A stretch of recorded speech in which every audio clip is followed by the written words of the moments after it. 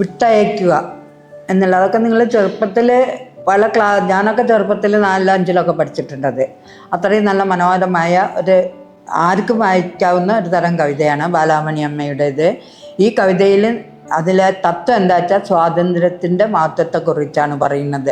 ആ സ്വാതന്ത്ര്യത്തിൻ്റെ മഹത്വത്തെക്കുറിച്ച് പറയുന്ന കവിതയിൽ ഓരോ വരിയിലും ത്യാഗത്തിൻ്റെയും അഹിംസയുടെയും മഹത്വത്തെ പറ്റി പറയുന്നുണ്ട്. അതായത് ബാലാമണി അമ്മ ഇതിലൂടെ ഗാന്ധി ദർശനം അതുകൂടി ഇതിൽ നമുക്ക് മനസ്സിലാക്കി തരുന്നുണ്ട്.